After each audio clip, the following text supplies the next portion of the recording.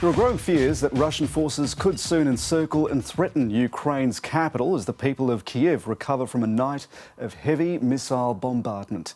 These are just some of the scenes people in Kyiv are waking up to, with heavily damaged apartment buildings and even classrooms. Ukraine says more than 130 civilians and military personnel have been killed in the attacks so far. America and the West have responded with additional troop deployments and harsher sanctions, with Joe Biden saying Russia will face a severe cost for choosing war. Our Europe correspondent Isabella Higgins is in Lviv in western Ukraine and begins tonight's coverage.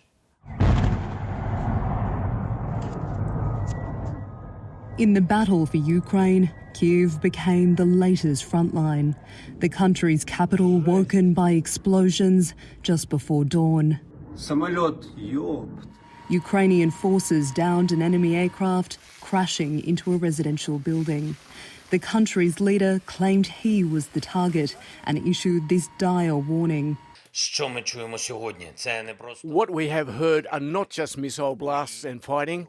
This is the sound of a new Iron Curtain, which has come down and is closing Russia off from the civilised world. To the northeast, fighting also erupted in another major city as Russian troops encircled Sumy. Into the night, Ukrainians defended their land. Those who chose to stay and fight were met with a teary goodbye. But as Moscow's forces streamed in, many Ukrainians fled, leaving everything behind. I have a child on the other side in Ukraine. I don't know how to get them. I don't have a passport, so I can't even cross the border. Desperately crossing into neighbouring countries like Poland and Hungary, they're left by train and on foot. Those who couldn't leave took shelter in underground train tunnels, which were built during the Cold War to double as bomb shelters. This is one of the only places you can hide right now in Kyiv. Every other place is terrifying.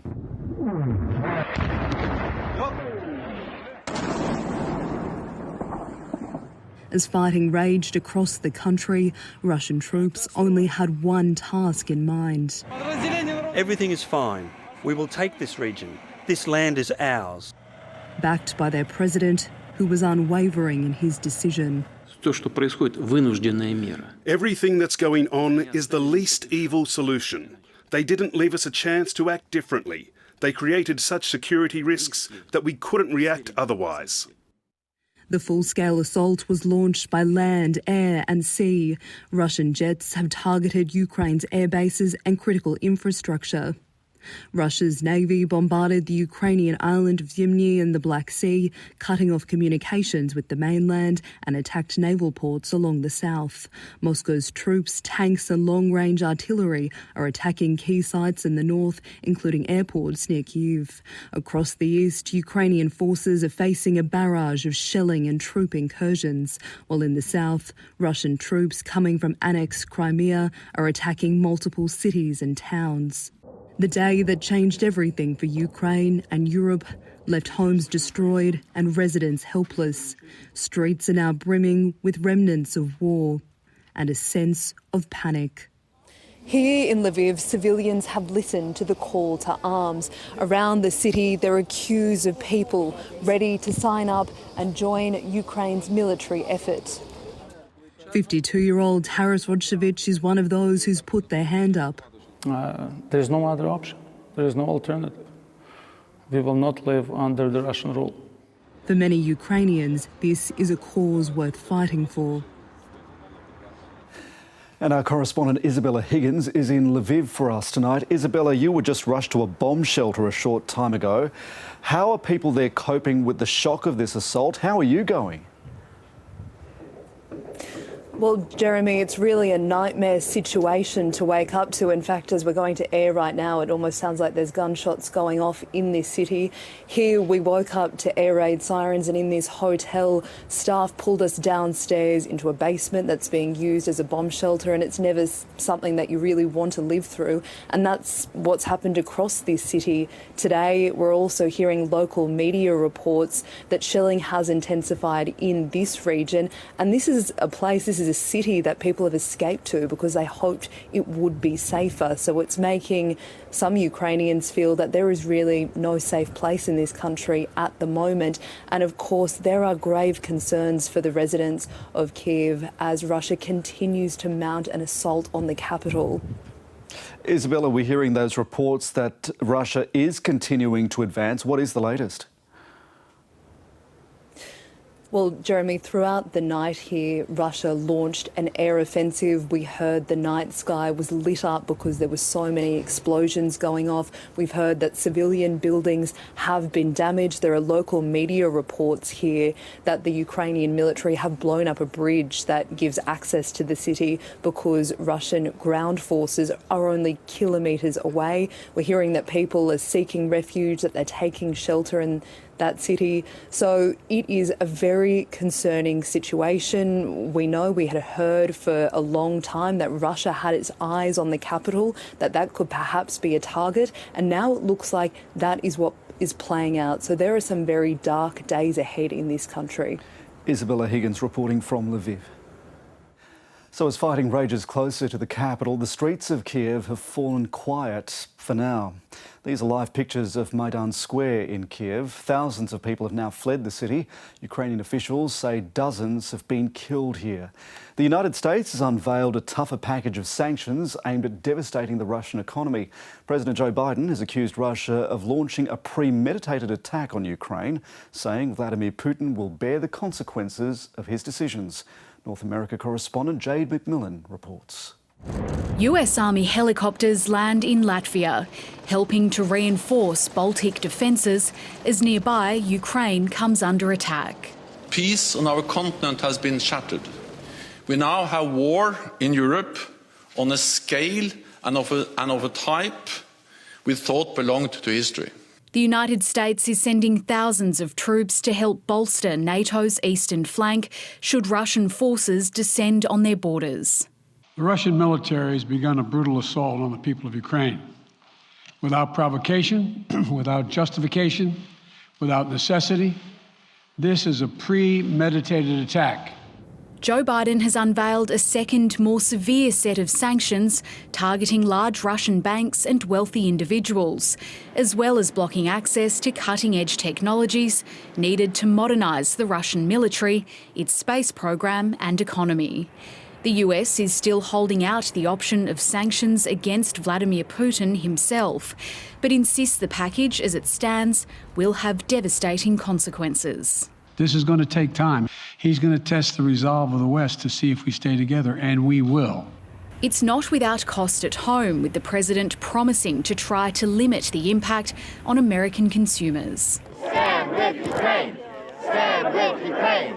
Joe Biden has again vowed that he won't be sending US troops into Ukraine itself. It is not a member of NATO, and there is little appetite here among the American public for heavy involvement in another war. But for the Ukrainians living abroad and watching on, there is a strong belief that Western leaders could still be doing more to punish Russia. It's heartbreaking. We couldn't sleep. We are on the phone with our families and friends over there.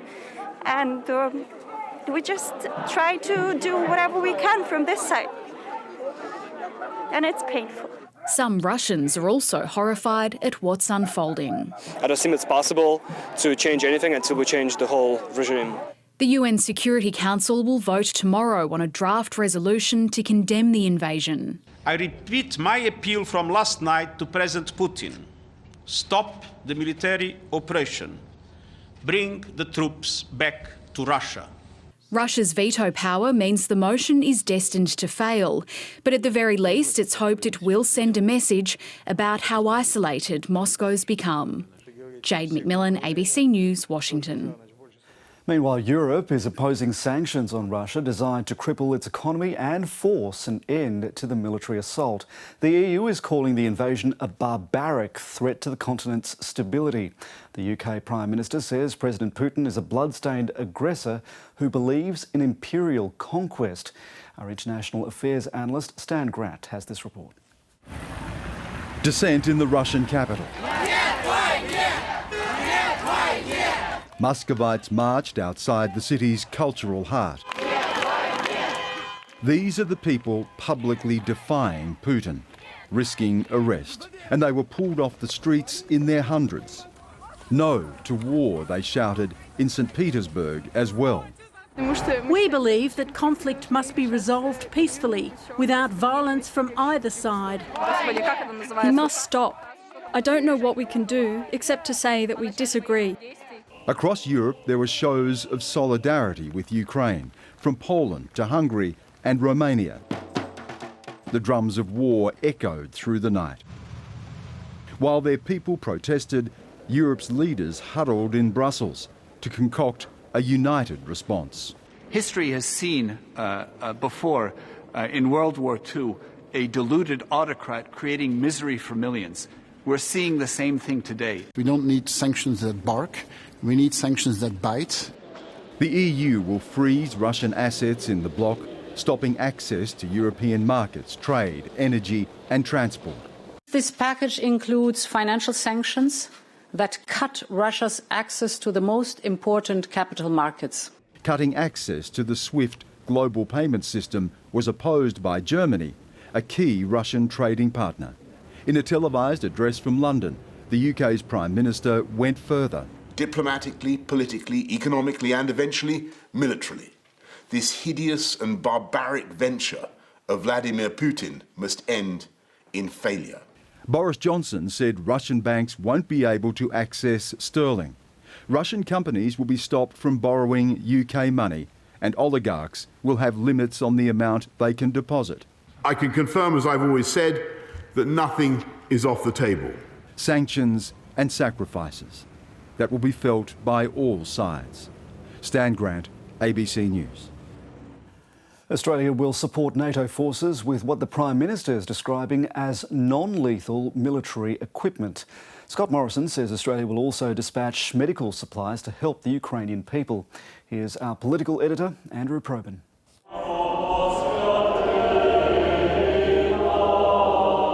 Russian tyranny in Eastern Europe hangs heavily over Australia's Ukrainian community.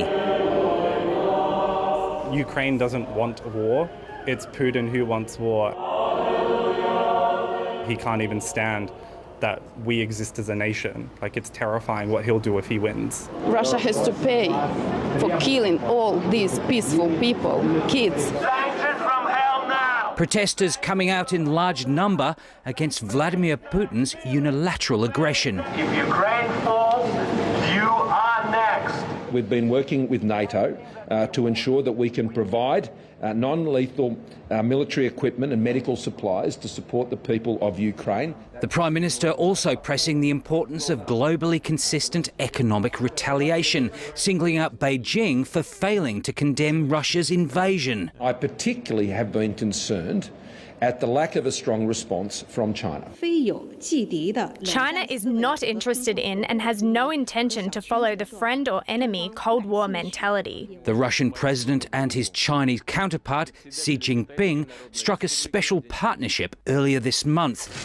Beijing allowing market access to Russian wheat. You don't go and throw a lifeline to Russia in the middle of a period when they're invading another country. China should be joining with the rest of the world in condemning this action.